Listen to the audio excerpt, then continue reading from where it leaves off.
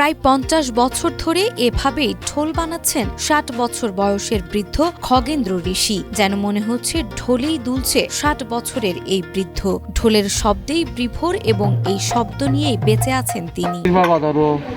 বহু বছর ধরে আছেন, প্রায় ৫০-৬০ বছর ধরে তাইন খুব সুন্দর ঢোলক বানিয়ে বিক্রি করেন। প্রায় ৫০ বছর ধরিয়া এই ঢোলক খুব টেকসই ঢোলক বানায়। মৌলভীবাজার সদর উপজেলার আমতৈল ইউনিয়নের দিঘিরপাড় বাজারে ঢোল বাঁধাইয়ের কাজ করেন খগেন্দ্র ঋষি। ছোটবেলায় বাবার কাছেই পেয়েছেন ঢোল বানানোর হাতেখড়ি। সেই থেকেই এই ঢোল তার জীবনের একমাত্র সঙ্গী হয়ে উঠেছে। খগেন্দ্র নিজে কুমোরপাড়া থেকে মাটির তৈরি ঢোলের খোল সংগ্রহ করেন। তারপর রং, সুতা ও চামড়া লাগানো সহ যাবতীয় কাজ নিজ হাতে একাই সম্পন্ন করেন।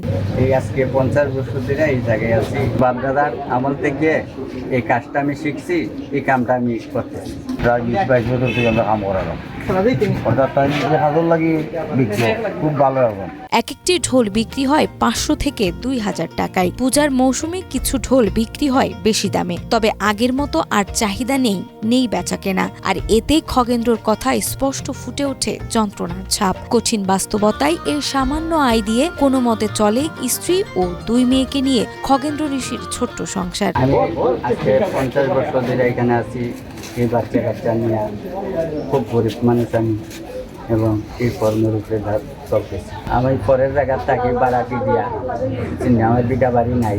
এই কর্ম দ্বারাতে ২জন বাচ্চা লেখাপড়া শিখাই, আমরা জামাইপুর চাই। খগেন্দ্র ঋষি সহ এলাকাবাসীর দাবি, সরকারি সহযোগিতা পেলে এই শিল্পে অনন্য ছোঁয়া যোগ করতে পারবেন তিনি। সেই সাথে উপার্জন বৃদ্ধি পেলে সচ্ছলভাবে চলবে খগেন্দ্রর সংসার। যদি চাইতো তাহলে আমার একটু বড় করতাম ব্যবসাটা, একটু আমি একটু ভালো করতাম। আমরা চাই আমাদের সরকার ওনার প্রতি দৃষ্টি আকর্ষণ করুক, তাহলে উনি আরো খুব ভালো পর্যায়ে যাইতে পারতো।